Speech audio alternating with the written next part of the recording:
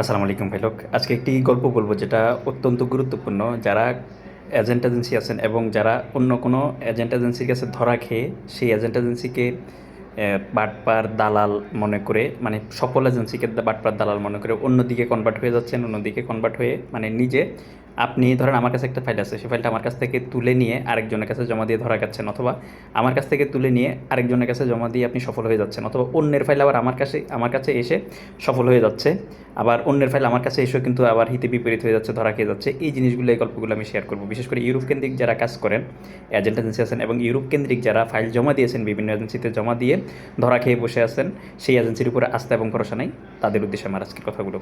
আপনারা খুব ভালোভাবে খেয়াল করবেন আমার কথাগুলো। আমি যখন আমরা যারা এই লাইনে কাজ করি, বিশেষ করে ইউরোপ কেন্দ্রিক যারা কাজ করি, যে সকল এজেন্ট এজেন্সিগুলো আছে, দীর্ঘদিন ধরে আমরা এই লাইনে আছি।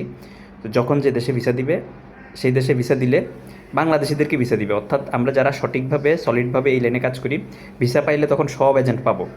আবার যখন ভিসা দিবে না, তখন ওই দেশের দরজা যদি বন্ধ হয়, আমরা যারা এই লাইনে কাজ করি, বন্ধ হইলে সকল এজেন্ট এজেন্সির জন্য ভিসা বন্ধ হবে। এই জিনিসটা মাথায় রাখতে হবে। এখন আপনার কাজটা যদি সঠিক মাধ্যমে সঠিক এজেন্সির কাছে জমা থাকে, সে ধরেন একটা দেশের জন্য চেষ্টা করছে, করার পরে সে সফল হয় নাই, কিন্তু আপনার থেকে টাকা নিয়ে সে কিন্তু এই টাকাটা ইনভেস্ট করছে, এবং কোনো কারণে সেই কিন্তু আপনার টাকা, আপনি যখন ফাইলটা ক্যান্সেল হচ্ছে বা কাজ করে দিতে পারতেছে না, সেই টাকাটা আপনাকে রিটার্ন করতে গেলে কিন্তু সেই ফেরত দেওয়ার ক্ষেত্রে হিমশিম খাচ্ছে। অথচ অন্য একটা দেশ খুললে সেই দেশে যদি আপনি পারমিশন দিয়ে দেন, সেই দেশ দিয়ে যদি সেই লোকটা আপনার কাজটা করে দিতে পারে, তাহলে আপনি তার কাছ থেকে টাকাটা পাওয়া থেকেও কিন্তু আপনি মুক্তি পাইলেন, আবার আপনার স্বপ্নটা বাস্তবায়ন হয়ে গেল আরেকটা দেশ দিয়ে। তো এক্স্যাক্টলি এই কথাটাই আমি বলার জন্য চাচ্ছি যে আমার ক্লায়েন্টের ক্ষেত্রে এটা ঘটতেছে, আবার অন্যের ক্লায়েন্টের ক্ষেত্রেও সেটা ঘটতেছে। সাপোজ ধরেন আমি এই লাইনে কাজ করতেছি, আমি ক্রোয়েশিয়ার জন্য একজন লোকের ফাইল নিলাম বা 10জন লোকের ফাইল নিলাম।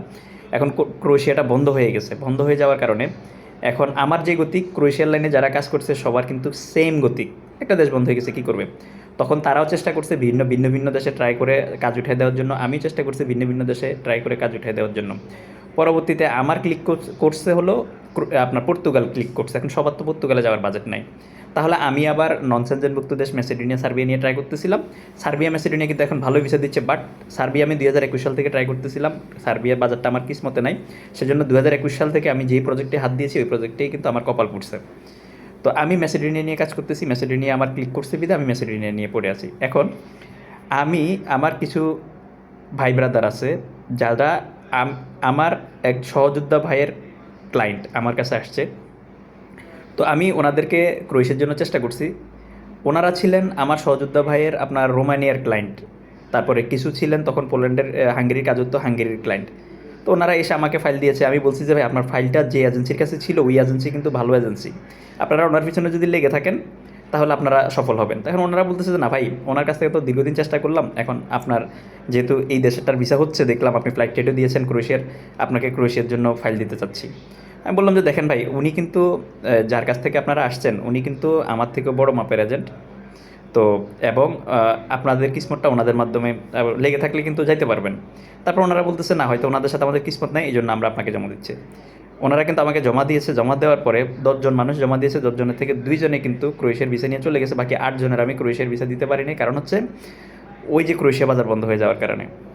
এখন দেখেন, একটা দেশ যখন ভিসা পথ দেওয়া বন্ধ করে ফেলে তখন কিন্তু আমাদের কিছু করার থাকে না। আবার যে এজেন্সি থেকে ওনারা ছুটে আমার কাছে আসছেন, ওই এজেন্সি কিন্তু ক্রোয়েশিয়ার ফ্লাইট দিয়েছে।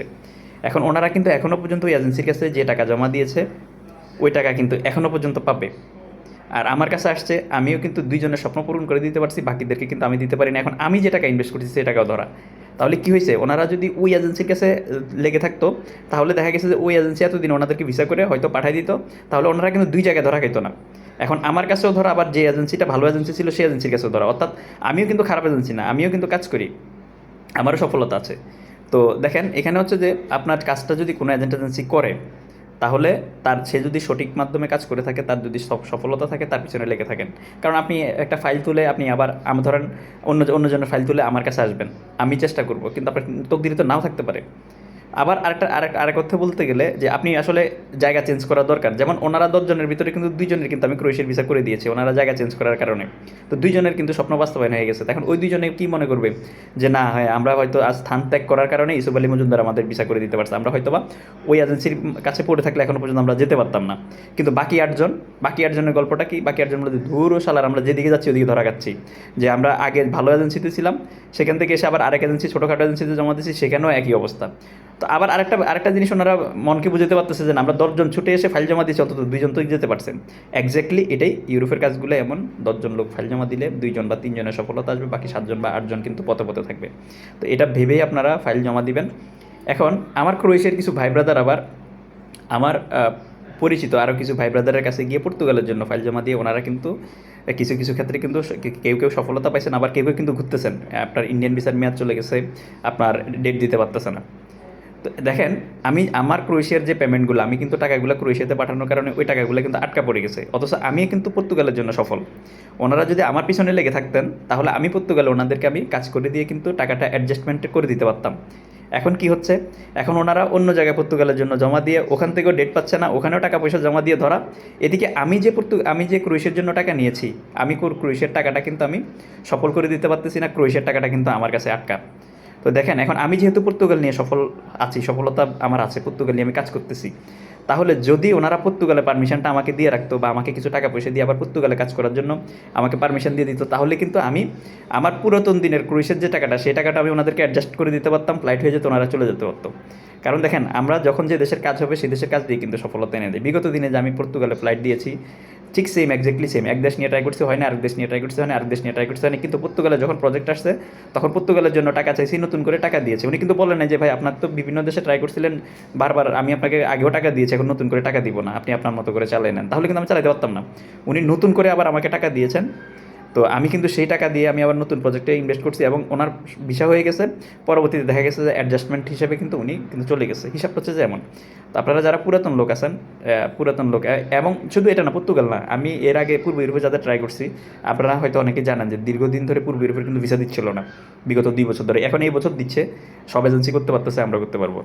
তো তখনকার কিছু ক্লায়েন্ট ছিল, আমি কিন্তু পূর্ব ইউরোপে কাজ করতে গিয়ে ধরা গেছি। ওই টাকাগুলো কীভাবে অ্যাডজাস্ট হয়েছে, ওনাদেরকে কাউকে কাতার পাঠিয়ে দিছি, তাহলে ওনারা কিন্তু টাকার জন্য আমার পিছনে ঘুরতে হয় নাই। ওনারা কাতারের ভিসা হয়েছে, কাতার চলে গেছে, ওনাদের পুরাতন দিনের টাকাটা অ্যাডজাস্ট হয়ে গেছে, কিন্তু আমি ধরা গেছি। আমি যে পূর্ব ইউরোপে ট্রাই করতে গিয়ে ধরা গেছি, ওই টাকা কিন্তু আমার এখনও আটকা, কিন্তু ওনারা কিন্তু এখান থেকে উদ্ধার হয়ে গেছেন। তো আমার যারা পুরাতন দিনের ক্লায়েন্ট আছেন, ভাই ব্রাদার আছেন, আপনারা যদি আমার ধরেন ম্যাসেডোনিয়ার কাজ হচ্ছে, পর্তুগালের কাজ হচ্ছে, রোমানিয়ার কাজ করতেছি, আপনারা যদি এই দেশগুলো, যেমন আমার বুলগেরিয়ার আমার 2টা আসবে, আপনার বুলগেরিয়ার আমার 2টা পারমিট আসবে আগামী মাসে, এগুলো আসলে আমি আবার বুলগেরিয়ার জন্য 4-5টা বা 10টা আমি আবার ফাইল সাবমিট করবো রেস্টুরেন্টের। তো আপনারা যদি এরকম যদি নতুন করে টাকা দিয়ে নতুন করে যদি পারমিশন দিয়ে দেন, তাহলে আমরা কি করতে পারি যে আমাদের পুরাতন যে টাকাগুলো আছে এগুলো কিন্তু অ্যাডজাস্টমেন্টের দিকে চলে যাচ্ছে। আর আপনি ধরেন আপনি আমাকে আরেকটা দেশের জন্য পারমিশনও দিলেন না, কিন্তু ঠিকই আপনি কিন্তু ইউরোপ যাবেন, অন্য কোনো এজেন্সির মাধ্যমে যাবেন। তো অন্য কোনো এজেন্সির মাধ্যমে গেলে সেই যে আপনাকে তার যে সঠিক লিঙ্ক লবিং আছে, বা সেই যে আপনার সঠিক সময় সঠিক দেশ ট্রাই করতেছে, অথবা সঠিক সময় সঠিক দেশ ট্রাই করলো, তার যে কোম্পানিটা ভালো মানের কোম্পানি, এটা আপনি বুঝবেন কীভাবে? তো আমরা যারা এই লাইনে কাজ করি, সবার কিন্তু একই গতি।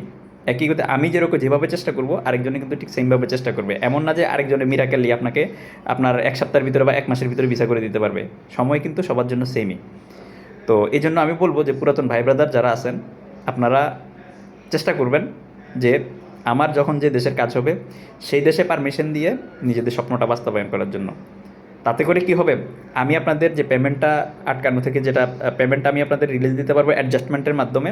আর আরেকটা জিনিস হচ্ছে, আপনাদের স্বপ্ন বাস্তবায়ন হয়ে যাবে। আমি কনফিডেন্টলি আমি পর্তুগালের কথা বলতে পারতেছি, আমি পর্তুগাল আপনাদেরকে 3 মাসের মধ্যে অ্যাপয়েন্টমেন্ট ডেট এনে দিতে পারবো। যদি আমার নেক্সট সাবমিশন যেগুলো আছে, যেমন আমার পর্তুগালের অ্যাপয়েন্টমেন্ট আসলে কিন্তু আমি আবার আরেকটা গ্রুপ আমি সাবমিট করব। সেই সাবমিশনে যদি দিতে পারেন, তবে আপনারা যারা পুরাতন লোক আছেন, বিশেষ করে আপনারা যদি মনে করেন যে না ভাই, আপনাকে পারমিশন দিয়ে দিলাম, আপনার কাছে তো আগের ক্রোয়েশিয়ার প্রজেক্টের টাকা আছে বা অন্যান্য পূর্ব ইউরোপের প্রজেক্টের টাকা আছে, আপনি সেই টাকাটা সেটা তো আপনার কাছে আছে, আপনি অ্যাডজাস্ট করেন, তাহলে হবে না। আপনারা নতুন করে যদি দিতে পারেন, দিয়ে আপনারা ভিসা হয়ে গেলে আপনারা অ্যাডজাস্টমেন্টের দিকে যেতে পারবেন। তো আমি আমার গল্পটা আমার মতো করে বললাম। এই চিত্রটা কিন্তু প্রত্যেকটা এজেন্সির সেম। কার কিসমত কার মাধ্যমে কখন করলে ঠিক নাই। তবে দেখা গেছে যে আমি আবার অনেক অন্যের এজেন্টকে আমি সফল করে দিয়েছি, আবার আমার এজেন্টও অন্য এজেন্টের কাছে গিয়ে সফল হয়ে গেছে। এটা হচ্ছে তকদিরের বিষয়। যেমন পর্তুগাল, আমার কিন্তু এই মাসে 2 জনের অ্যাপ্রুভাল আসবে, আসবে, অ্যাপয়েন্টমেন্টের ডেট আসবে, খুব কম সময় আসতেছে। এগুলো হচ্ছে যে আরেকজনের ক্লায়েন্ট আমার কাছে আসছে, এবং যেই লোকের ক্লায়েন্ট ওই লোকে কিন্তু শত লোক পাঠাইছে আপনার পর্তুগালে, কিন্তু এখন উনি অ্যাপয়েন্টমেন্ট জটিলতার কারণে ইন্ডিয়ান ভিসার মেয়াদ 2 বার খাইছেন। আমিও ইন্ডিয়ান ভিসার মেয়াদ খাইছি, কিন্তু এখন ওনার ওনার কাছ থেকে ছেড়ে দিয়ে আমার কাছে আসছে। এখন কিন্তু আলহামদুলিল্লাহ আমি ওনার কিন্তু আমার মাধ্যমে ওনার কিন্তু ডেট চলে আসতেছে। তো হিসেব হচ্ছে যে এটা কার তকদির কার মাধ্যমে খুলে মাঝে মধ্যে জায়গাও চেঞ্জ করা দরকার। তো ধন্যবাদ, ভালো থাকবেন, আসসালাম।